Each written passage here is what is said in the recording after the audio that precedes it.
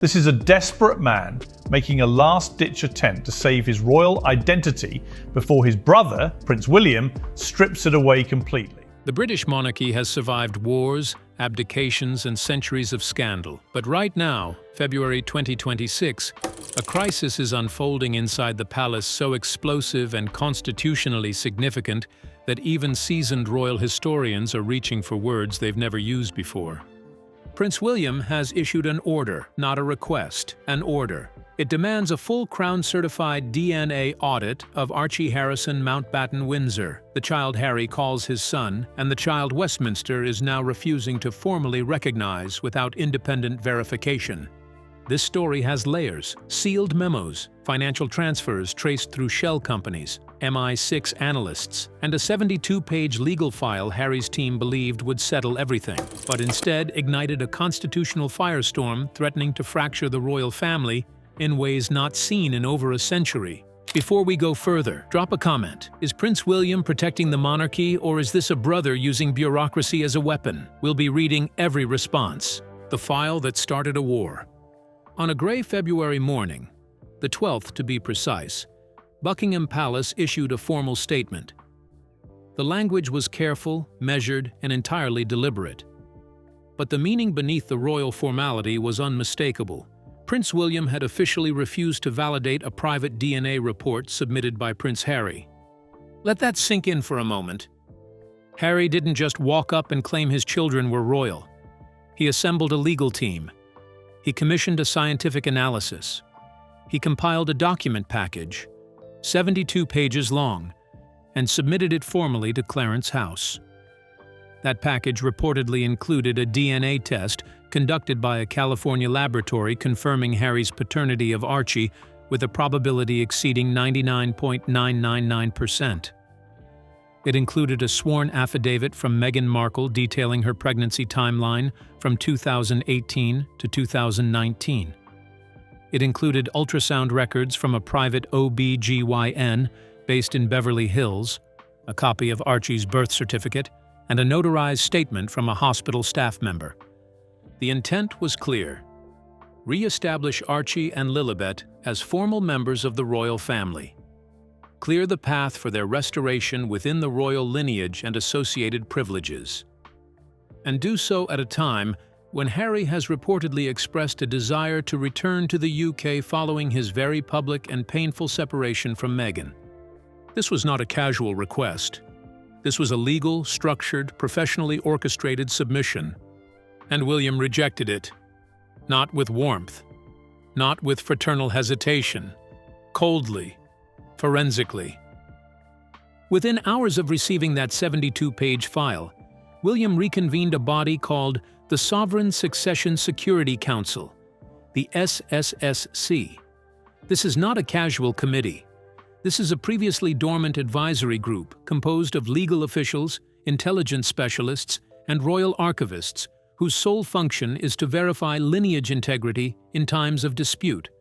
The very fact that William activated it tells you everything about how seriously and how suspiciously the palace is treating Harry's submission. And then came the royal freeze. William's office issued an official suspension of Archie's integration attempt, citing, and this is the phrase that will define this crisis, significant irregularities and unresolved contradictions. What irregularities? What contradictions? That's where the Bloodline files come in. The Bloodline files. 6 red flags. The palace won't ignore. Palace insiders have since revealed the precise basis for William's objections.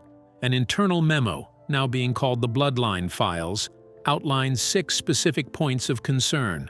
These are not tabloid rumors. These are the documented, formally stated reasons why the heir to the British throne has placed his brother's children in royal limbo.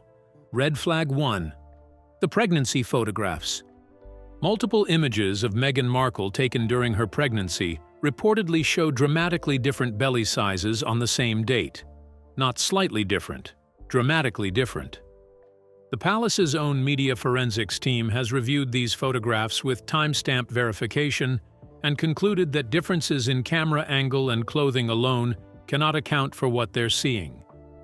The suggestion, uncomfortable as it is to say aloud, is that what appeared in some photographs may have been a prosthetic bump.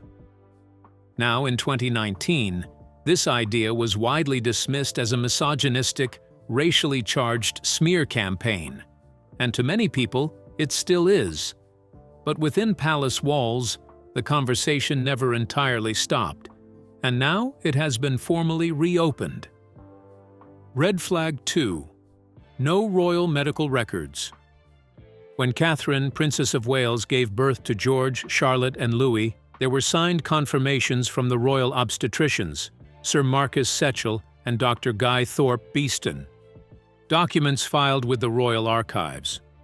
An established, verified, documented medical trail. None of that exists for Archie's birth. No signed confirmation from royal physicians. No hospital discharge records filed with the Royal Archives. None. Red Flag 3. The amended birth certificate. This one is particularly striking. Archie's birth certificate was amended nearly a month after it was first issued. The change? Replacing Rachel Meghan Markle with Her Royal Highness the Duchess of Sussex. Meghan's team claimed this was a palace-directed correction, but William's camp calls it unprecedented and unexplained, noting pointedly that Catherine's full legal name has remained unchanged on all three of her children's birth certificates. Why was Archie's different? Red Flag 4. The Windsor Castle photograph. The first public photograph of Archie at Windsor Castle has been quietly scrutinized for years. Lighting analysts claim the image was captured with studio-grade equipment.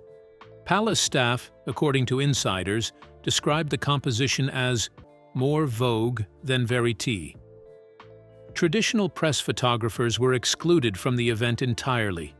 Was this simply a private family choosing to control their narrative? Something any parent might want to do? Or was there a reason the standard press presence was specifically kept out? Red Flag 5. The $499,900 payment. In May 2019, 5 days before the palace publicly announced Archie's birth, a wire transfer of $499,900 was traced from Archwell LLC to a discreet reproductive medical center near the Mexican border, a facility known in elite medical circles for its surrogacy coordination services, particularly for high-net-worth international clients who require absolute confidentiality. The transaction was funneled through 2 shell intermediaries in Delaware and the Cayman Islands before landing in a numbered Mexican account linked to a corporate holding company called Forscana Biomed S.A. We want to pause here and ask you directly, does this financial trail concern you, or do you think there's a completely innocent explanation? Tell us in the comments. Red Flag 6. The encrypted notes. Former MI6 cyber analysts, now contracted under the palace's custodian unit, discovered that the Archwell transaction contained encrypted notes referencing a non-disclosure agreement between the clinic and a third party. These notes were formally flagged as indicators of what investigators are calling a concealed gestational agreement. In plain language, an NDA surrounding a surrogacy.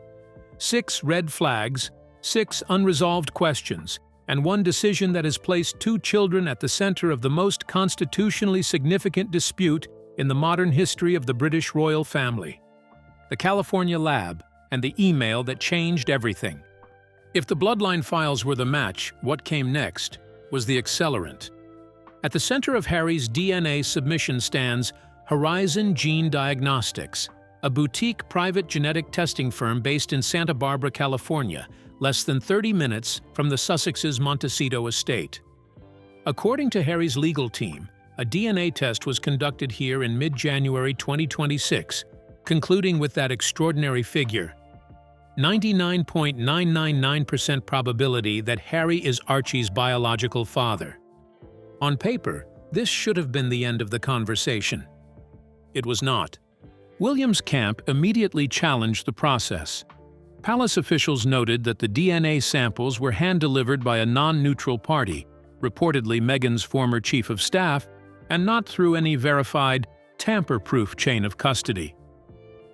Furthermore, Horizon Gene Diagnostics is not accredited by the UK's Royal College of Pathologists, nor is it recognized under ISO 17025, the international standard for forensic labs handling legal evidence. Sources inside the Sovereign Succession Security Council were even more pointed. One said that the entire operation appeared custom-tailored to achieve a result, not discover a truth. But then came something nobody expected.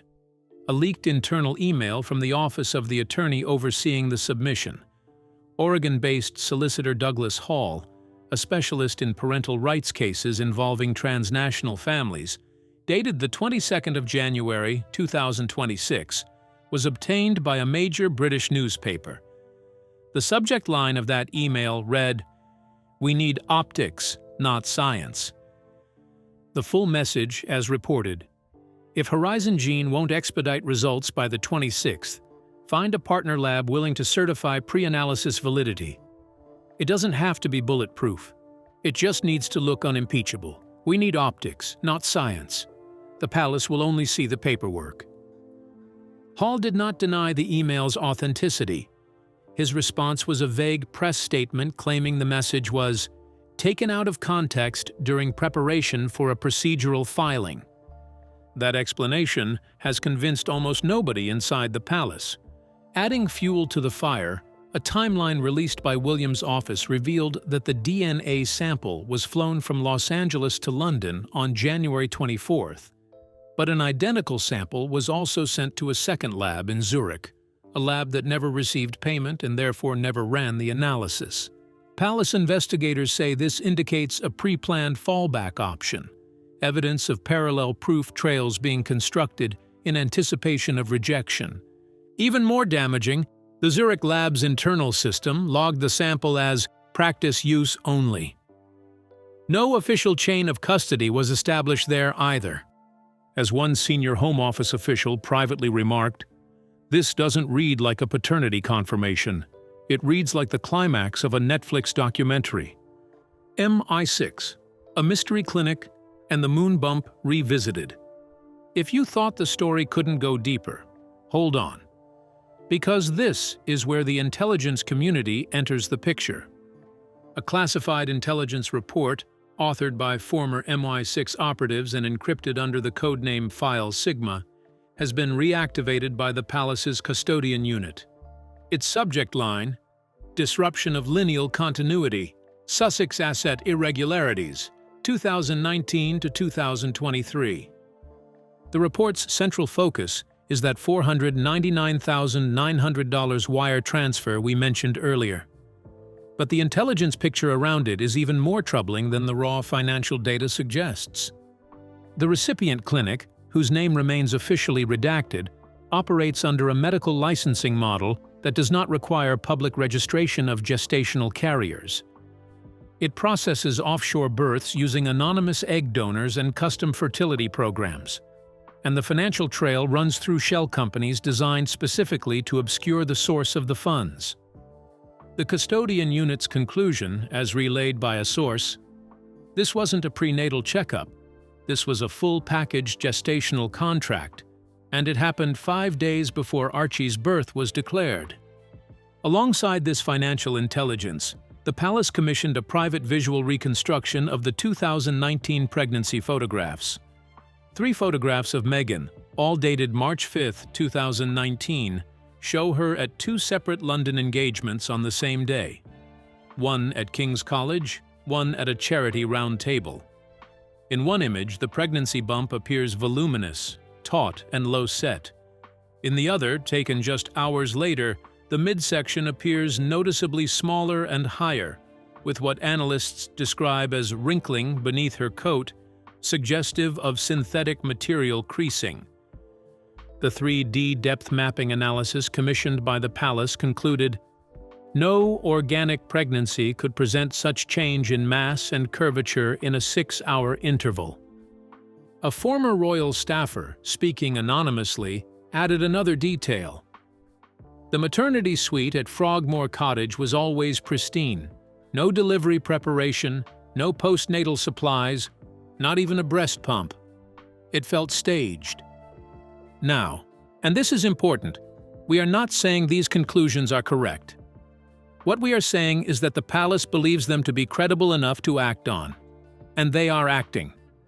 The Royal Frieze and Diana's Shadow. On the evening of February 11, 2026, a velvet-bound file marked Lineage 1A, Urgent Seal, was hand-delivered from Buckingham Palace to the office of the Royal Register. Inside, a formal directive signed by Prince William, ordering an emergency lockdown of the Royal Household Register. This directive suspended any modifications, additions, or validations related to Archie and Lilibet's royal status. The memo called it a full-spectrum bloodline review. To enforce this, William reportedly invoked Clause 6 of the Sovereign Child Declaration Act, an obscure but legally binding protocol first enacted in 1837, which allows the heir to the throne to suspend claims to royal lineage in cases of ambiguity, disruption, or forensic dispute. Former royal archivist Edward Lonsdale called it the nuclear button of lineage control, and confirmed it hasn't been touched in over 100 years. The practical consequences are severe. Archie and Lilibet's profiles were manually removed from the active digital roster of the royal household. Any titles, including the prince and princess stylings they technically became entitled to under King Charles's accession, are withheld in practice. And looming over everything is the question of Diana's estate. Princess Diana's updated 1996 will stipulates that her estate be divided equally between her sons and eventually their legitimate descendants. The Diana Trust is estimated at over £22 million.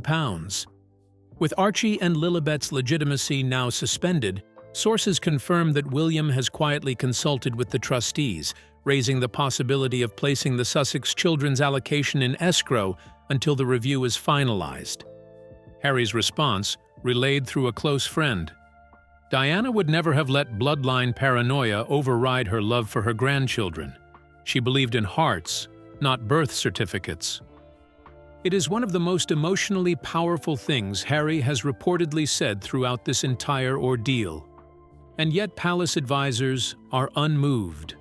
Lord Pembroke, an unofficial legal consultant to the Sovereign Council, was quoted as saying, "This is not a matter of sentiment.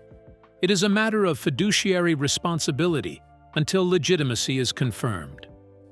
And so Diana's shadow falls over everything, over the brothers she loved, over the children she will never meet, and over a monarchy she never fully trusted. The Royal Commission and the countdown to verdict. On February 12, 2026, the Royal Commission for Lineal Ethics and Continuity, the RLEC, became fully operational. This body has existed since 1975, established under Royal Charter, but never before activated in full public view.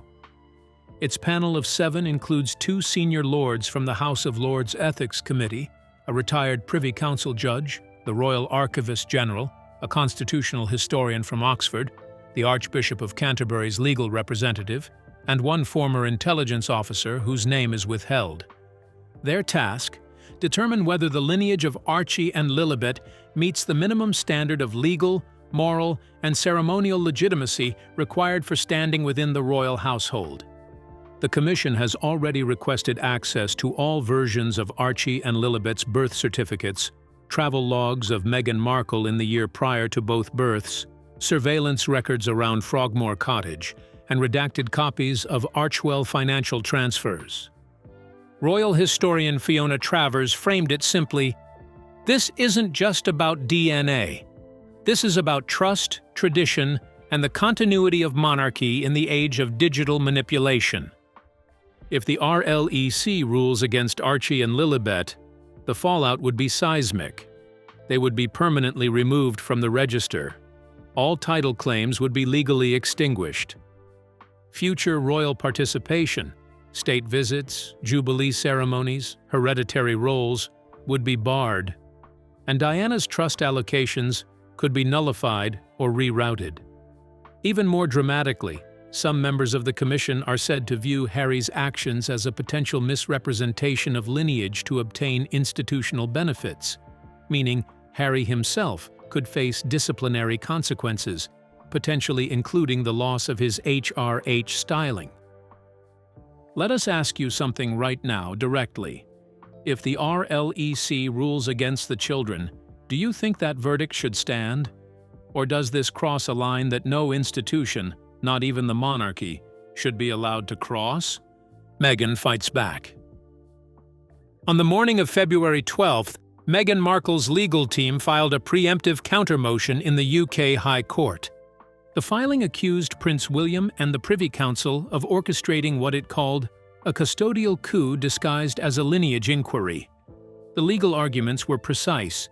The children are dual citizens of both the UK and the United States, and their rights are protected under international family law. The Royal Household Register, the filing argued, is not a statutory civil authority, and therefore has no legal right to determine identity or legitimacy. And critically, the actions taken to remove or suspend Archie and Lilibet's names constitute institutional erasure. The filing included photographs of Archie's birthday celebration in Montecito, and a sworn letter from Tyler Perry reaffirming that Meghan carried, delivered, and nurtured both children as any mother would amid extraordinary public abuse. Meghan herself, who had maintained a notable public silence throughout the RLEC proceedings, was simultaneously preparing a recorded interview, filmed at the Montecito estate, to be released directly via YouTube and Instagram the moment the commission delivers its verdict. Sources from her legal team say the interview will include an emotional defense of her motherhood, a detailed account of her pregnancy and childbirth experiences, and a direct assertion that this investigation is rooted in misogyny, class bias, and institutional gatekeeping. She allegedly says in the recording, "I carried my children. I gave birth to them, and now they're being erased. This isn't about lineage. This is about power, and fear, and control." The palace has not publicly responded to the High Court filing. Their silence is strategic. The institution does not scramble, it calculates. The family divided. Inside the royal family itself, the divisions are now undeniable. Princess Anne reportedly supports William's firm stance completely and is pushing for an independent royal medical tribunal. Prince Edward is said to be deeply uncomfortable with the tone of the proceedings, but believes the monarchy cannot afford to be caught unprepared again. Queen Camilla has remained publicly silent, but was reportedly overheard in a closed-door meeting saying, "The crown must stand taller than its scandal." King Charles himself is a presence felt throughout this crisis, even in his reduced capacity due to his ongoing health challenges. A sealed private memo written by Charles in December 2025, weeks before his latest health evaluation, has been unsealed at William's request. Its subject line, "Re-Sussex Children and the Threshold of Trust." Its contents remain classified, but insiders suggest it may contain preliminary royal consent to deny hereditary recognition to any child not born under verified, observable conditions. A royal aide familiar with the document described Charles as deeply conflicted. As a grandfather, he felt love. As a sovereign, he felt pressure. But ultimately, he deferred to William's judgment. And Harry? Sources say he is livid and despondent in equal measure, feeling betrayed not just by his brother but by the institution he once called home. A palace insider described a recent call between William and Harry as short, sharp, and ice-cold. There is a heartbreaking quality to this that no amount of constitutional language can disguise. These are brothers, sons of the same mother, men who carried her coffin together down the same London street before the eyes of the entire world. And now they are on opposite sides of the most defining question the modern monarchy has ever faced. Does blood alone make you royal, or must the crown recognize you first? The Travel Manifest and Harry's Final Gamble. In the final days before the RLEC verdict, one more revelation arrived, and it may be the most emotionally charged detail in this entire story. A sealed travel manifest, leaked by Heathrow customs officials, lists a private jet scheduled to land on the morning of February 14, 2026, Valentine's Day. The registered passengers: one adult male traveling under the name Henry Mountbatten-Windsor. Two minor children listed as dependents. Departure: Van Nuys Airport, California. No Meghan, no security detail, no press. Palace aides have neither confirmed nor denied the manifest, but insiders suggest Prince Harry may be returning to the United Kingdom, alone with Archie and Lilibet, to appear before the monarchy in person. Royal correspondent Olivia Hart called it an extraordinary gesture, possibly Harry's last-ditch effort to show that the children belong not just by blood, but by presence. Others are more skeptical. This family plays chess, not checkers, one palace insider warned. It could be misdirection. But if it is real, if Harry is indeed on that plane with his children, flying back to the country that has rejected them, toward the brother who has frozen their names from its most sacred records, then it is one of the most quietly devastating acts of love a father can perform: showing up, refusing to disappear, demanding to be seen. The verdict, and what it means for all of us.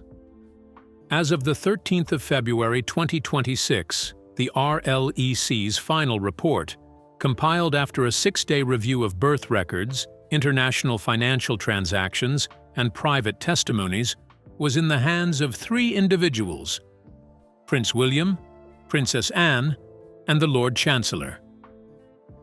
The possible outcomes are as stark as the crisis itself. If the Commission rules in favor of Archie and Lilibet, the children will be reinstated in the Royal Register.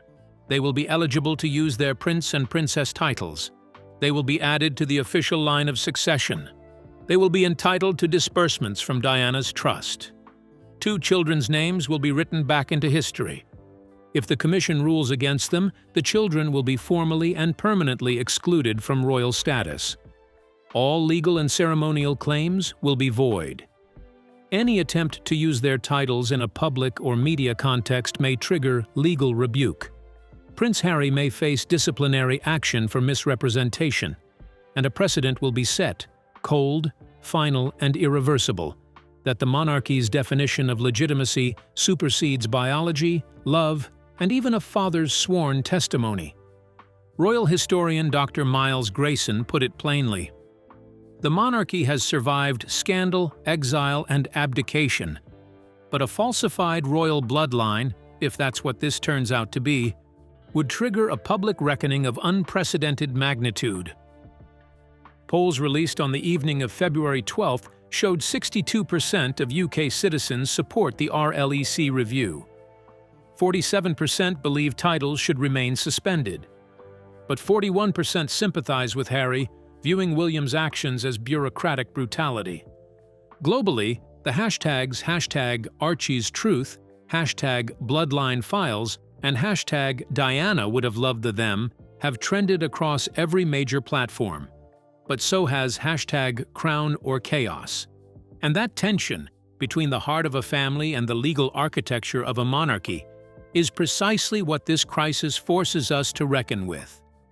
This is not just a story about royal titles or inheritance funds or contested laboratory results. This is a story about what institutions owe to the human beings inside them. It is a story about brothers and what happens when duty and love become incompatible. It is a story about 2 children who did not choose any of this, who were born, loved, named, and celebrated, and who now find themselves at the center of a constitutional verdict that will define them for the rest of their lives. We will be watching when that verdict comes, and we want you watching with us. So tell us, right now in the comments below, where do you stand? Is Prince William the guardian of an institution that must stand above personal feeling? Or is he a brother who has allowed institutional power to override something more important? Is Meghan a mother defending her children against an unjust system? Or are the questions being raised legitimate ones that demand answers? And here is the final question we want to leave you with. In a world where DNA science can establish paternity with near absolute certainty, should a monarchy, any monarchy, have the power to override that science with its own definition of legitimacy? Leave your thoughts below. Share this video with someone who needs to understand what's happening inside the palace walls right now, and subscribe, because when the verdict arrives, you will want to be the first to know. The countdown has begun.